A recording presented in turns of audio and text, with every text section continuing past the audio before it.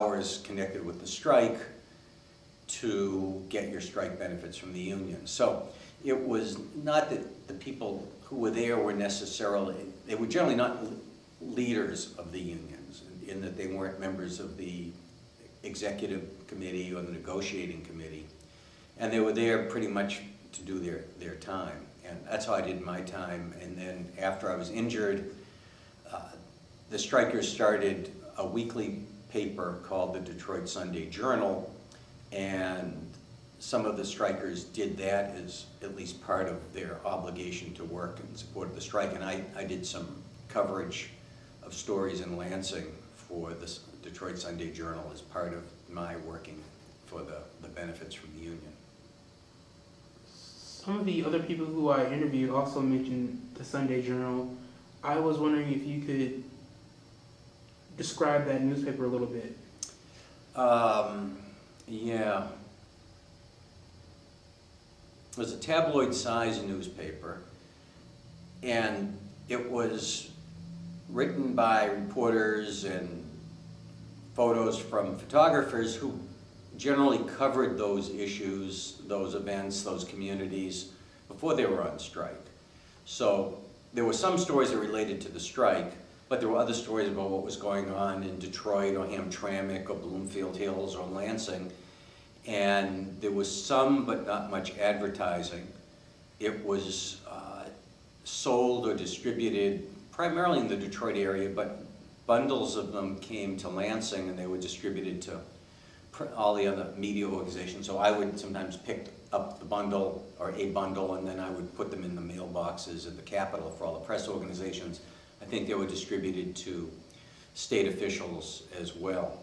So it was a chance for strikers, and the deliveries were done by striking Teamsters, and it was a chance for strikers to keep doing the kinds of things they did, both in furtherance of the strike, but also educating the public about the union side in the dispute. During the strike, you were primarily in Lansing, at least, I think. And I was wondering if you could describe the environment regarding the strike in Lansing, because most of what I've heard so far has been based in Detroit. Yeah. At the very beginning of the strike, a few of us picketed outside the Lansing Bureau office about a block from the Capitol. But that was no big deal. There was only, at that point initially, only one management employee, the bureau chief, who worked there, and he was detailed to work out of Detroit early in the strike. So we were just kind of picking, and we had our signs there and out in front of the building, but not much happened. And we do the same thing in front of the Free Press, the building where the Free Press was. And it was more so that the public would see our picket signs and say, "What's this about?" or "Right with you," or complain that we shouldn't be striking. So that was much more of a public information awareness tactic than it was. It was never confrontational, and it was. I don't know to what degree it was effective or ineffective, but it was what we did initially. Also, I think in 1999 there was a National Labor Board ruling that affected the strikers, and I was wondering if you knew about it or... I don't know about it other than it resolved some unfair labor practice charges, and that some guild members received some compensation as a result of it, but I don't know any of the details. I wasn't involved, and at that point I was teaching full-time here. All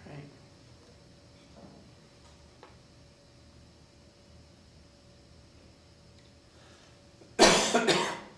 How do you feel the strike affected the newspaper business in general? I want to get a sense of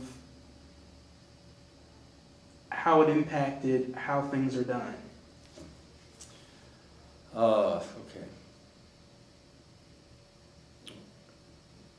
Well, I think that it made it much more difficult for newspaper unions elsewhere in the country to strike. and probably made them less aggressive in their contract negotiation demands. Because if a newspaper strike couldn't succeed in a heavily unionized city like Detroit, with a long tradition of strong unions, then it would be even less likely to succeed elsewhere. So I think it had a deterrent effect on future strikes. That was one impact. Secondly, nobody on either side expected that it would last as long as it did, and in terms of the two parent companies involved, they lost huge amounts of money. Now, both Gannett and Knight Ridder could well afford to lose huge amounts of money. But it was a multi-million dollar drain on the... Sorry. It was a multi-million dollar drain on the corporate resources and the time and the energy of two of the country's largest media corporations.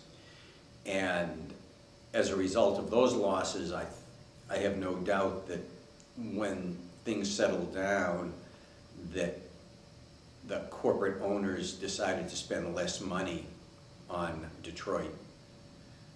It was the cost of security and the lost circulation and the lost advertising and the continuing loss of readership that meant fewer resources for the papers to adequately staff and cover the news once things more or less came to, it was more of a truce than a settlement. And so it had those kind of financial effects on those two corporations. And then the economic impact continued for several reasons. One is that many of the people who canceled their subscriptions to the news, the free press or both, because of the strike, never resumed. Some of them switched to papers in the suburban communities like the Oakland Press or the Macomb Daily. Some of them may have bought the New York Times or the Wall Street Journal. Some of them simply didn't buy daily newspapers again. They got out of the habit. Second, a lot of the advertisers, because of the strike, discontinued advertising, and they used that period during the strike to explore other means of advertising. And it could be broadcast, it could be the weekly papers or inserts or direct mail. And when the strike ended, not only did a lot of them not come back, but those that did come back found that the newspapers had increased advertising rates. So that was an economic deterrent for them to resume advertising or to advertise as much after the strike as they did before. And that again affected the available resources for the owners. You touched on this a little bit already, but I want to get a sense on how the Lansing community reacted to the strike. How did it affect, just some guy out there who typically in Lansing would read his paper? I mean, because of the geography, I think it might have affected Detroit a little bit differently, but I just want to get a sense of that. I'm not sure what how you measure that impact. There were fewer papers sold here, just like there were fewer papers sold in the Metro Detroit area. There were some legislators who refused to speak to or be interviewed by the reporters who crossed the picket line. There were occasional lawn signs around the area against the newspapers, like no scab papers here kind of signs, but it didn't have the kind of effect that it would have had if the Lansing State Journal had been the subject of a strike. Because the two Detroit papers were not the primary news source for most of the public in the Lansing area.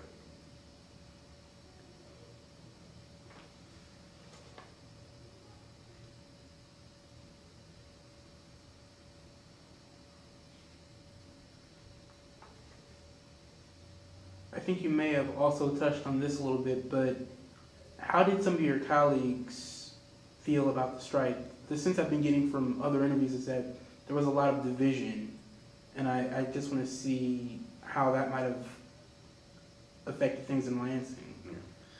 Well, there was a lot of division and bad feeling. Some of us didn't go back. Some went back earlier. Some went back after the guild said, well, we're kind of giving up on the strike. And there was a lot of resentment among the reporters who didn't go back against those who went back, particularly those who went back early. And it's not that we didn't understand that people went back because they had financial needs, they needed the health insurance, whatever their reasons were, they didn't believe in the strike. But the people, and I think the people who did stay out on strike viewed themselves as willing to make a greater personal sacrifice for the common good. And I know that that bitterness, particularly in people who worked in Detroit, lingered literally for years afterwards. And there were people who were close friends before who didn't talk to each other for a long time as a result of being on opposite sides of the conflict.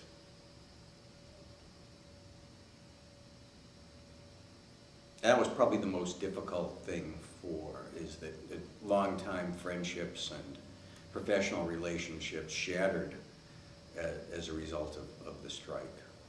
And it wasn't just the management and union on opposite sides.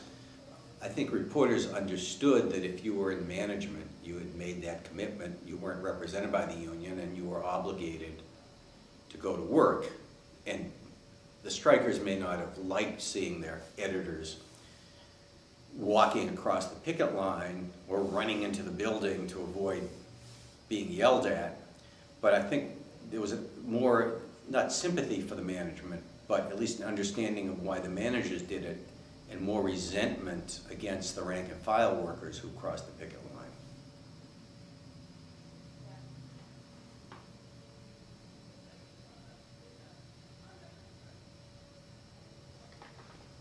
I imagine that you must have read the coverage of the strike, and I just wanted to get a feeling of how you felt about how it was being covered.